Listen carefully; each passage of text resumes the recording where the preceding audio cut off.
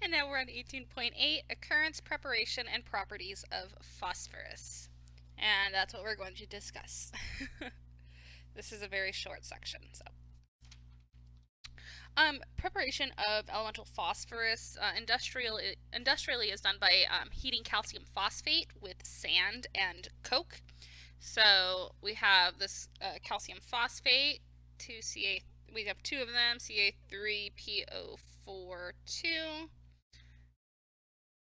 And we add sand, which is, if you recall, silicon dioxide, and coke, which is elemental carbon. And we give it some heat, and we make some calcium silicate, as well as carbon monoxide, and P4, which is the allotrope of phosphorus that it tends to form. It's then distilled out of the furnace, and then we condense it. It can be condensed into a solid or burned into P4O10, which this in turn can be used to make many other phosphorus compounds, some acids and phosphates, which are used as fertilizers. P4O10 is also used to make alloys, some metal alloys like ferrophosphorus and phosphor bronze. Phosphorus itself is a very active nonmetal, and has multiple oxidation states that it can exhibit. The most common being 3-, 3+, and 5+. It's used to make pesticides, matches, plastics, and a bunch of other stuff.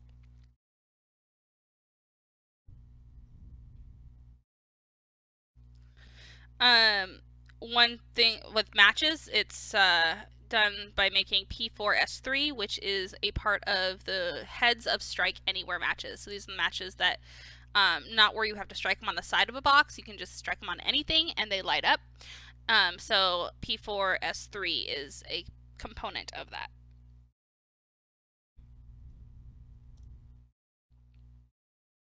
So with phosphorus oxygen compounds, it forms two common oxides, phosphorus 3 oxide, which can dimerize into tetraphosphorus hexaoxide, and phosphorus 5 oxide, which can dimerize into tetraphosphorus decaoxide.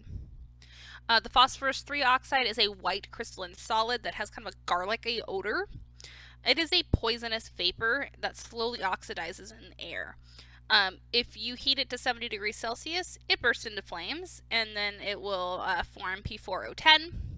If you take it and throw it in cold water, you can form phosphorus acid, which is H3PO3. Not phosphoric acid, phosphorus acid. The phosphorus 5 oxide is a white powder that you can make by taking phosphorus and burning it with excess oxygen.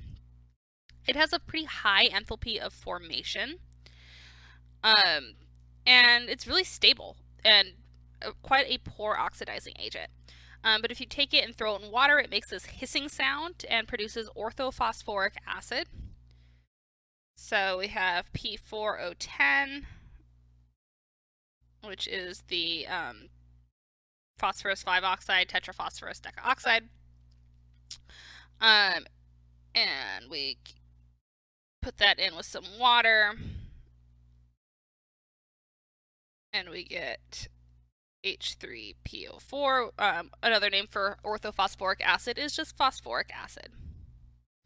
I did kind of misspeak a little bit. Phosphorus 3 oxide is just tetraphosphorus hexaoxide. They don't dimerize, that's just the structure of them, I think. Nonetheless. This phosphorus 5 oxide is used as a drying agent for gases and solvents because it likes water. So it's useful for removing water from compounds.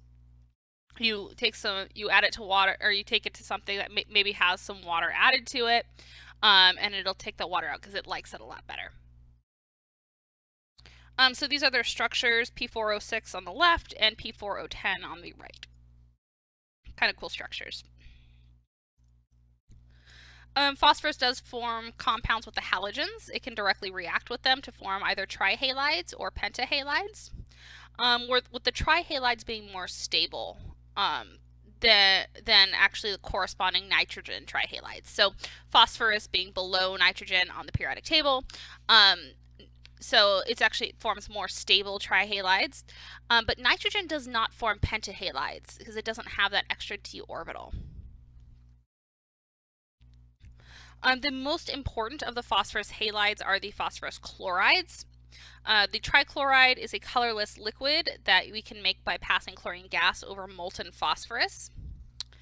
The pentachloride is an off-white solid made by oxidizing the trichloride with excess chlorine. And this is going to sublime when warmed and can actually go into an equilibrium with the trichloride and with chlorine itself when heated. Both of the chlorides will react with excess water to give us hydrogen chloride and an oxy acid. You get H3PO3 from the trichloride and H3PO4 from pentachloride. One thing that's interesting is the pentahalides can act as Lewis bases because they have an empty d orbital valence on phosphorus. So because of that, they can readily react with halide ions to make this px6- anion. And then what's interesting is that phosphorus pentafluoride, not chloride, now we're at the fluoride, is a molecular compound in all states. So solid, liquid, gas, it's just plain old molecular compound. But interestingly enough, phosphorus pentachloride and the pentabromide and pentaiodides are actually all ionic compounds.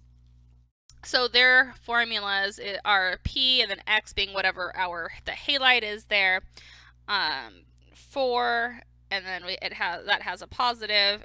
So there's our cation, and then we have our PCl or PX, I guess, 6 as our negative anion. So this is an ionic compound. So I thought that was a really interesting thing, because up till now, really the only non-metal cation that we've talked about was ammonium NH4+. But here we actually have another. This is showing us the molecular structure of PCl3 and PCl5 when they are in the gas phase.